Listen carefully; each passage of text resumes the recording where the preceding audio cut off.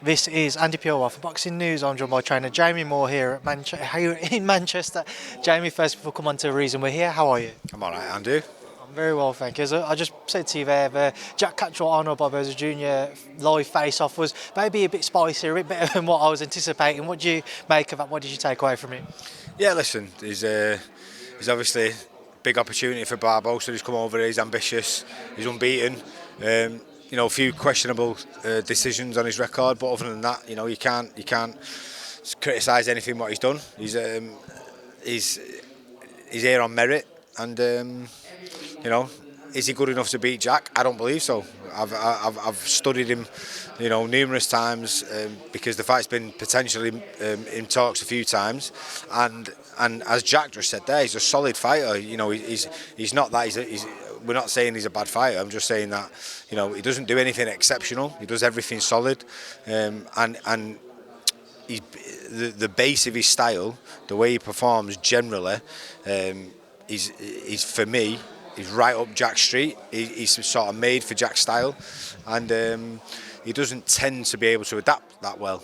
Mid-fight, as the fight progresses, depending on which avenue it's going down, he doesn't really seem to be able to adapt. And Jack, in all honesty, one of his best attributes is as the fight goes on, he gets better, and the better opponent he's in with, the better he performs. So I don't, by any stretch of the imagination, think it's going to be an easy night.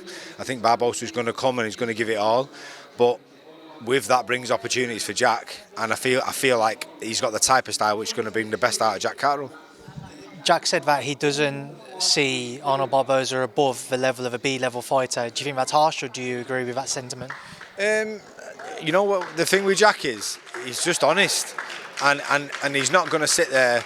And we've sat together and watched Barboza and sort of bounced opinions with each other in different avenues what we're going to go down with the fight, and all he's doing is being honest on what his assessment is of the fighter. He's not going to sit there and say, I think he's a great fighter, when his honest opinion is he's not a great fighter. And in all honesty, that's not a criticism, because great fighters are few and far between.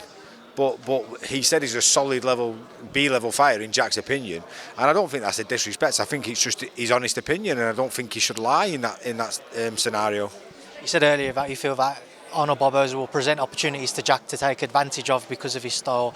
Most people don't see this as being that fan-friendly, war of attrition type of fight, if you will. But what makes you think it might be a bit more entertaining than some maybe currently do think so? Well, I know you can't go off individual fights, but watching him against southpaws, he likes to sort of try and apply that pressure and walk him down.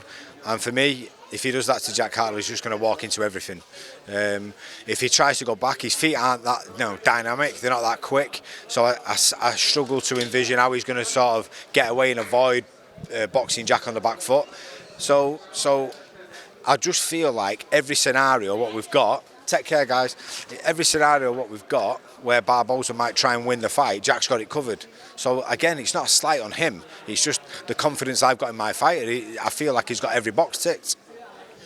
Pat Brown's debut, talk to me about that. Finally got an opponent as well to work towards. Yeah, I'm excited for it. Everyone is. You can see he's doing big numbers. He's selling a lot of tickets.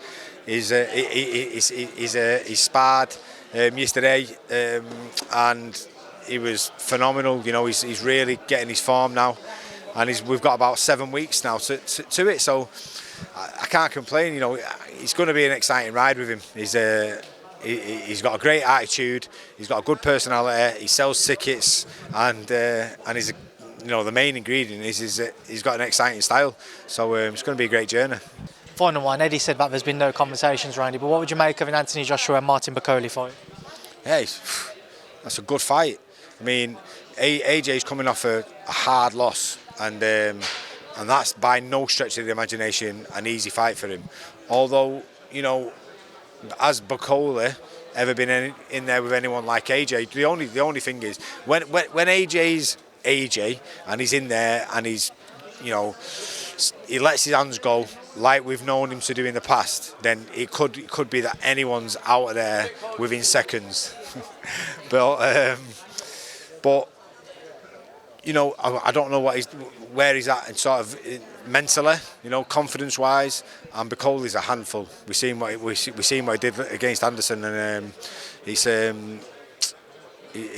hard night's work. That, you know, you can't really talk about AJ at this stage of his career going, oh, should he have a 10-rounder to sort of see where he's at.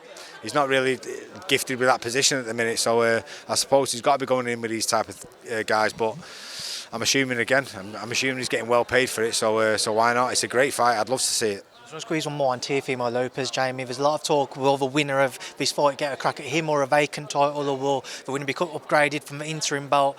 What's your head telling you, and what have you made of Teofimo talking about the Matthias fight, putting out offers that he's had and why they haven't come through and what have you?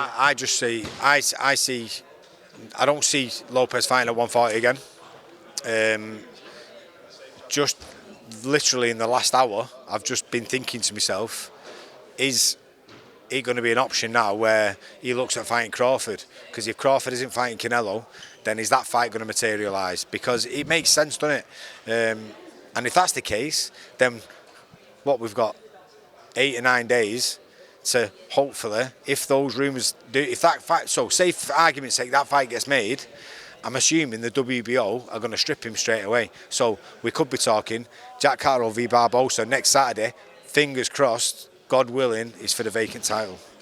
Boxing world never ceases to amaze us. Jamie, we'll see where we're at next week. Thank you for your time. Good luck with the rest of camp with Jack and the rest of the guys, and I'll see you soon. Cheers, Dan.